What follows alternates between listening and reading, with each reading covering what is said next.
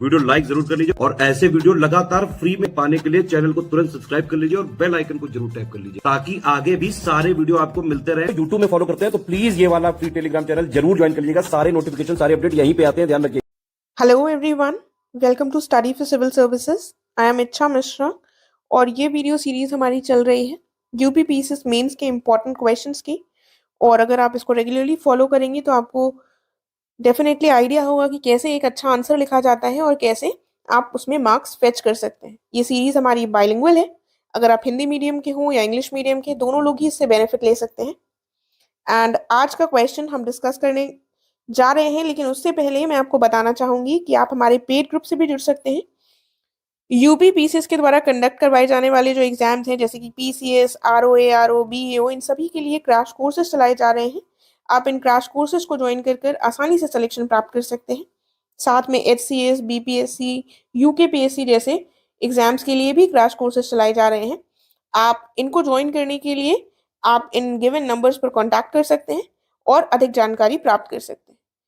अगर आपने अभी तक हमारे फ्री टेलीग्राम चैनल को नहीं ज्वाइन किया है तो इसे जल्द से जल्द ज्वाइन कर लीजिएगा, क्योंकि यहाँ पर चैनल से संबंधित सभी अपडेट्स आपको आसानी से उपलब्ध होंगे। तो आइए आज का हम क्वेश्चन देखते हैं। देखिए, अगर आप फॉलो कर रहे हैं तो आपको पता होगा हम एक क्वेश्चन डिस्कस करते हैं और अभी तक के हमारे जितने भी क्वेश्चन डिस्कस हुए हैं वो जीएस 1 के रहे हैं। लेकिन आज जो वाला जो हमारा क्वेश्चन है ये थोड़ा जीएस 3 का क्वेश्चन है। ये जीएस 3 के लिए इंपॉर्टेंट है। जीएस 3 के अंतर्गत जो आपका टॉपिक आ जाता है एग्रीकल्चरल प्राइसिंग, एग्रीकल्चरल रिसोर्सेज, उससे संबंधित ये हमारा टॉपिक है। आगे हम जीएस 1 के क्वेश्चंस भी डिस्कस करेंगे, इसलिए परेशान होने की जरूरत नहीं है। ये केवल एक बीच में जीएस 3 का क्वेश्चन आ गया है, तो इसको देख लेते हैं। क्वेश्चन है, for doubling farmers income what sources of income growth were recommended by the committee made for the same, also discuss the steps taken by the government in this direction. Hindi में भी देख लेते हैं क्या लिखा हुआ है। किसानों की आय दोगुनी करने के लिए बनाई गई समिति ने आय वृद्धि के किन स्रोतों की सिफारिश की थी और सरकार के द्वारा इस दिशा में उठाए गए कदमों पर भी हमको चर्चा करनी है। तो सबसे पहली बात तो आपको ये पता होना चाहिए कि किसानों की जो इनकम है उसको डबल करने के लिए जो समिति थी वो समिति कब बनाई गई और इस समिति ने क्या रिकमेंडेशंस दिए थे इनकम ग्रोथ को बढ़ाने के लिए। तो आपको ये डायरेक्ट क्वेश्चन है, अगर आपको ये नहीं रहते होंगे पॉइंट्स तो आप इसका आंसर नहीं कर पाएंगे। और अगर आपने प्रीवियस ईयर के क्वेश्चंस देखे हो तो ऐसे कई बार क्वेश्चंस पूछ लिए जाते हैं। जैसे कि आ गया था डिजिटल इंडिया मिशन जो है, जो कि लॉन्च किया कब किया गया था, 2015 में। लेकिन इसके पिलर्स जो है वो 2019 या 20 के या उसके बाद के मेंस में पूछ लिया गया था। तो इसीलिए जो थोड़े इंपॉर्टेंट गवर्नमेंट की स्कीम्स या प्रोग्राम्स होते हैं उनके बारे में आपसे कभी भी पूछा जा सकता है, इसलिए आपको पता होना चाहिए। तो ये जो स्कीम थी ये काफी ज्यादा चर्चा में रही है। ये जो सरकार के द्वारा लाया गया था एक तरह से आंदोलन कि किसानों की आय को दोगुनी करना है 2022 तक। हालांकि इसको नहीं किया जा सका है, लेकिन तब भी इससे संबंधित जो पॉइंट्स हैं, जो रिकमेंडेशन दी गई थी कमेटी के द्वारा, वो हमको यहाँ पर बतानी है और उसके बाद हमको बताना है सरकार ने इस दिशा में क्या कदम उठाए।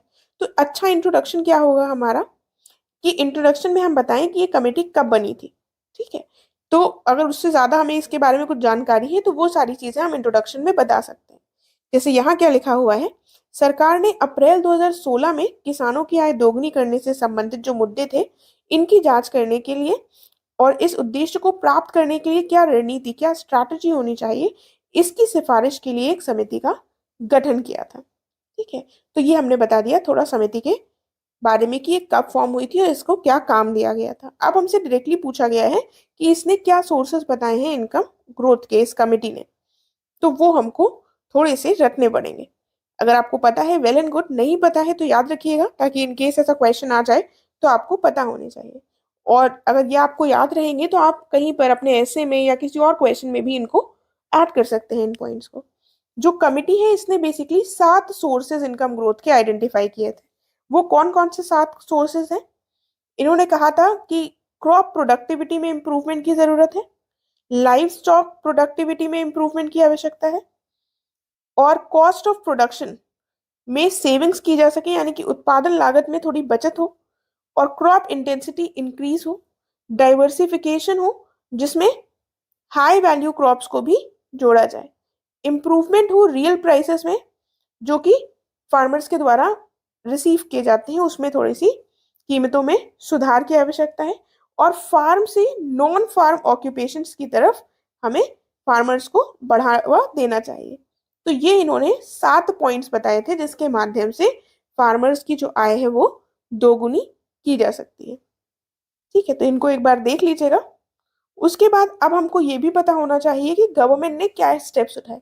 तो अगर आप मेंस लिखने जा रहे हैं तो गवर्नमेंट की जो भी इंपॉर्टेंट योजनाएं हैं, जो भी इंपॉर्टेंट स्कीम्स हैं, प्रोग्राम्स चलाए जा रहे हैं, वो सब आपको पता होने चाहिए। उसके नोट्स आपको बनाकर रखने हैं। तो आप, अगर आपके पास ये नोट्स होंगे तो आप रिकॉल कर पाएंगे कि क्या क्या कदम सरकार के द्वारा उठाए गए हैं। तो सरकार ने कई विकासात्मक कार्यक्रमों, योजनाओं, सुधारों और नीतियों को अपनाया है, जिनका प्रमुख उद्देश्य क्या रहा है कि जो किसान है उनकी आय को बढ़ाया जाए।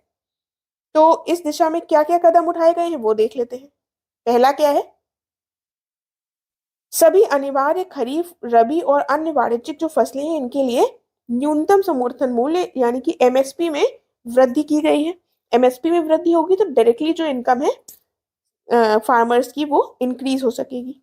उसके बाद आत्मनिर्भर भारत कृषि के तहत कृषि अवसंरचना कोष का निर्माण किया गया है, यानी कि आत्मनिर्भर भारत एग्रीकल्चर के अंतर्गत एग्रीकल्चर इंफ्रास्ट्रक्चर फंड का निर्माण किया गया है।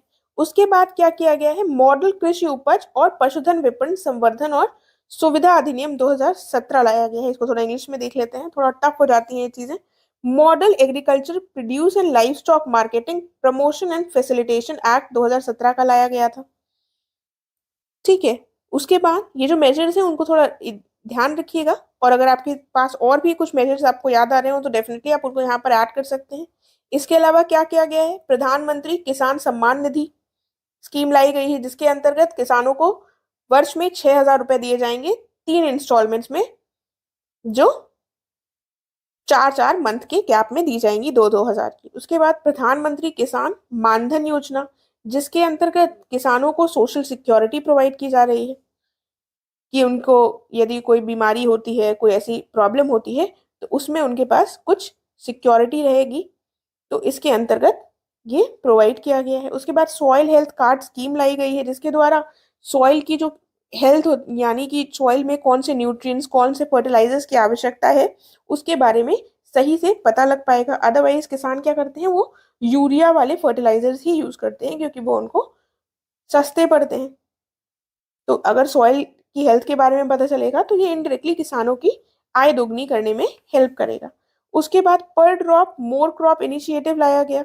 इसमें क्या कहा गया, जो ड्रिप इरिगेशन और स्प्रिंकलर इरिगेशन है इसको बढ़ावा देने की बात की गई, जिससे कि पानी का कम उपयोग और उच्चतम उपयोग किया जा सके, जिससे कि जो इनपुट कॉस्ट होती है किसानों की वो घट सके और जो प्रोडक्टिविटी है फसल की वो बढ़ सके। साथ में परंपरागत कृषि विकास योजना ऑर्गेनिक फार्मिंग से संबंधित लाई गई थी। ठीक है, तो ये भी एक तरह से किसानों के लिए बेनिफिशियल ही है। उसके बाद ई नाम इनिशिएटिव लॉन्च किया गया, यानी कि एक नेशनल एग्रीकल्चरल मार्केट है जिसके द्वारा फार्मर्स को इलेक्ट्रॉनिक रूप से ट्रांसपेरेंट रूप में एक ऑनलाइन ट्रेडिंग प्लेटफॉर्म प्रोवाइड हुआ। साथ में पॉलिनेशन के माध्यम से फसलों की उत्पादकता बढ़ाने और किसान की आय के अतिरिक्त स्रोत के रूप में शहद उत्पादन बढ़ाने के उद्देश्य से mission for integrated development of horticulture के तहत क्या किया गया है, मधुमक्खी पालन को बढ़ावा दिया गया है। कुल मिलाकर इसके अंतर्गत मधुमक्खी पालन को बढ़ावा दिया गया है, एक पॉइंट ये हो गया। उसके बाद सरकार के द्वारा पर्याप्त ऋण का प्रवाह सुनिश्चित करने के उद्देश्य से कृषि क्षेत्र के लिए एक वार्षिक लक्ष्य निर्धारित किया जाता है कि कृषि क्षेत्र को इतना आपको क्रेडिट प्रोवाइड ही करना है, बैंक्स को इतना क्रेडिट कृषि को प्रोवाइड करना है, यानी कि लोन। उसके बाद सरकार ने किसान क्रेडिट कार्ड की जो सुविधा है ये पशुपालन और मत्स्य पालन से संबंधित गतिविधियों में भी जो शामिल किसान है उनके लिए भी बढ़ा दी है। और 22,000 ग्रामीण कृषि बाजार यानी कि ग्राम्स भी कहा जाता है इनको, इनकी भी स्थापना की गई है। और कृषि निर्यात नीति का निर्माण किया गया है जिससे कि ज्यादा से ज्यादा निर्यात किया जाता है। उसके बाद आता है प्रमोशन ऑफ एफपीओज। तो एफपीओ का फुल फॉर्म क्या होता है, ये इंपॉर्टेंट है। एफपीओ होता है फार्मर्स प्रोड्यूसर ऑर्गेनाइजेशन। इसको भी ज्यादा से ज्यादा प्रचार किया जा रहा है इसका भी। तो ये हमारे सारे हो गए कदम जो सरकार के द्वारा उठाए गए हैं फार्मर्स की इनकम को डबल करने के लिए। फिर हम कंक्लूजन में क्या लिखेंगे? तो कंक्लूजन में हम ये बताएंगे कि इसका जो एम रखा गया था वो 2022 तक रखा गया था। हालांकि इसको पूरा नहीं किया जा सकता है, लेकिन तब भी हमें सरकार की बुराई नहीं करनी है। हमको लिखना है कि ये जो एम था काफ़ी एम्बिशियस था, इसी वजह से ये पूरा नहीं किया जा सका है। लेकिन जो भी सरकार के द्वारा उठाए जा रहे कदम है वो बिल्कुल ही सही डायरेक्शन में है। हम इस तरह से लिखेंगे कि बिल्कुल सही डायरेक्शन में है, और यदि सरकार इन्हीं प्रयासों के साथ और कॉम्प्रिहेंसिव प्लानिंग करे तो जो भी उसका एम है उसको पूरा कर सकती है। इस तरह से हमारा एक बैलेंस्ड और पॉजिटिव आंसर हो जाएगा। ठीक है, कंक्लूजन हो जाएगा। तो देख लेते हैं क्या लिखा हुआ है। हालांकि 2022 तक किसानों की आय दोगुनी करने का जो महत्वाकांक्षी लक्ष्य था इसको पूरा नहीं किया जा सका है, फिर भी सरकार के जो कदम है वो सही दिशा में है, और कृषि पर व्यापक नीतियों के साथ जो उपरोक्त योजनाएं हम लोगों ने डिस्कस की हैं इनके क्रियान्वयन से जो लक्ष्य है उसको प्राप्त करने में अवश्य ही मदद मिलेगी। तो इस तरह से हमारा एक अच्छा कंक्लूजन हो जाएगा। और अगर आपको कोई और प्रयास याद आ रहे हो सरकार के तो आप उनको भी इसमें ऐड कर सकते हैं। ठीक है, अगर आपको कोई और क्वेरी हो, डाउट हो तो आप कमेंट करके पूछ सकते हैं। अब हम नेक्स्ट लेक्चर में मिलेंगे। Thank you so much.